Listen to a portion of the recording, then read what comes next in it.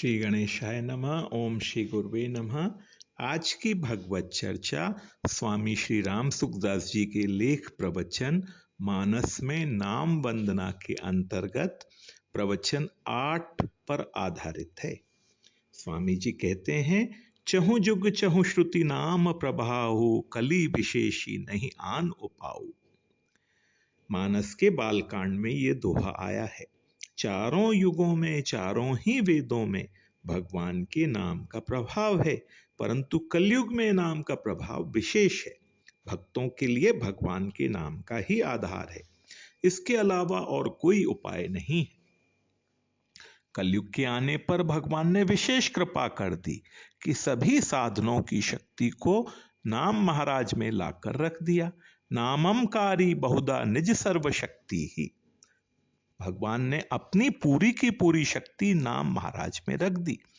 इसमें विलक्षणता यह रखी कि स्मरणे न कालह, नाम जपने के लिए कोई समय नहीं बांधा, कोई पात्र विशेष की बात नहीं कही, कोई विधि विशेष की बात नहीं, कोई कैसे जपे, किसी तरह से भगवान नाम में लग जाए। उद्धार का यह सुगम उपाय है। सतयुग त्रेता द्वापर में व्यक्ति शुद्ध होते थे, पवित्र होते थे, वे विधियां जानते थे, उन्हें ज्ञान होता था, समझ होती थी और उनकी आयु भी ज्यादा होती थी। कलयुग के आने पर इन सब बातों में कमी आ गई। अल्प आयु, अल्प बुद्धि, अल्प मेधा, इसलिए जीवों के उद्धार के लिए बहुत सुगम उपाय बता दिया। कलयुग केवल नाम आधारा, सुमरी सुमरी भव उतरहि पारा। संसार से पार होना चाहते हो तो नाम का जप करो।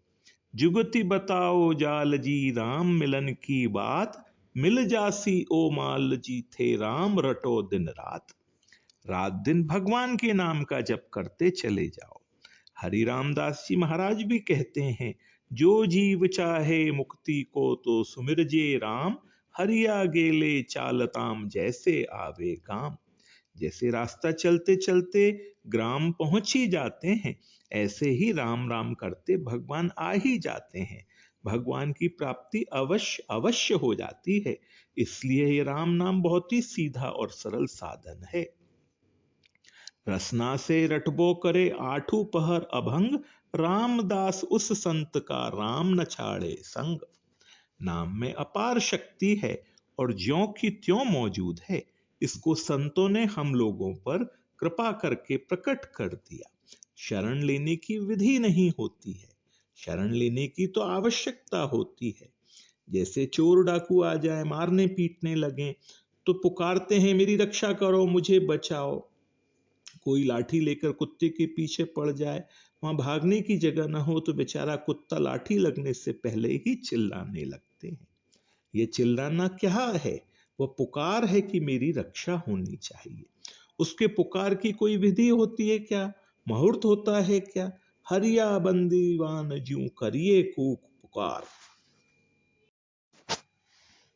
शरणागति सुगम होती है जब अपने पर आफत आती है और अपने को कोई भी उपाय नहीं सूझता, तब हम भगवान के सच्चे मन से शरण होते हैं। उस समय हम जितना भगवान के अधीन होते हैं, उतना ही काम बहुत शीघ्रता से बनता है। इसमें विधि की आवश्यकता नहीं है। बालक माँ को पुकारता है तो क्या कोई विधि पूछता है या मुहूर्त पूछता है, किस समय में रोना शुरू करूं, ये सिद्ध होगा कि नहीं, या ऐसा समय बांधता है आधा घंटा रहूं या 10 मिनट रहूं। वह तो माँ जब तक नहीं मिले तब तक रोता रहता है। ठाकुर जी सर्वतः श्रुति मल्लों के सब जगह सुनते हैं। इसलिए हे नाथ मैं आपकी शरण हूं। ऐसे भगवान की शरण हो जाए, उनके आश्रित हो जाए। इसमें अगर कोई बाधक है तो वह अपनी बुद्धि का, अपने वर्ण का, अपने आश्रम का, अपनी योग्यता का, अपनी विद्या का, अपने कुटुंब का अभिमान, अगर भीतर से उनका सहारा रहता है कि मैं ऐसा काम कर सकता हूं, जब तक यह बल बुद्धि योग्यता आदि को अपनी मानता है तब तक सच्ची शरण नहीं हो सकती। इसलिए इनके अभिमान से रहित होकर चाहे कोई शरण हो जाए और जब कभी हो जाए, उसी वक्त उसका बेड़ा पार है। नाम प्रेमी भक्त की चर्चा आती है। सकल कामनाहीन जे राम भगति रसलीन, नाम सुप्रेम पीयूष हृद तिन्हु किए मन मीन। वे भगवान की भक्ति रूपी रस में रात दिन तल्लीन रहते हैं। उनको किसी तरह की किंचित मात्र भी कोई कामना नहीं है। उनमें कामना क्यों नहीं है? नाम रूपी एक बड़ा भारी अमृत का सरोवर है। उन्होंने अपने मन को उस सरोवर की मछली बना लिया है और हर समय भगवान के प्रेम में ही लीन रहते हैं। भगवान के प्रेमी भक्त चाहे परमात्मा के तत्व को न जाने, पर फिर भी वे परमात्मा की तरफ स्वाभाविक ही आकृष्ट हो जाते हैं। इसमें विशेष बात यह है कि परमात्मा से नाता जोड़ना चाहिए। जो नाता आपको अच्छा लगे, उनको पिता बना लें, उन्हें मां बना लें, उन्हें बालक बना लें, उनसे कोई नाता जोड़ें। उससे अपनापन होगा और अपनापन होते ही प्रियता हो जाएगी, क्योंकि अपनी वस्तु हर एक को प्रिय लगती है। इसी तो उन प्रेमी भक्तों के मन में कोई इच्छा नहीं रहती, न तत्व को जानने की इच्छा है, न अपने दुख दूर करने की इच्छा है, और न कोई धन आदि पदार्थों की इच्छा है। किसी तरह की कोई लालसा नहीं, केवल भगवान के प्रेम में मगन रहते हैं। इसके अलावा उनका कोई विचार ही नहीं उठता।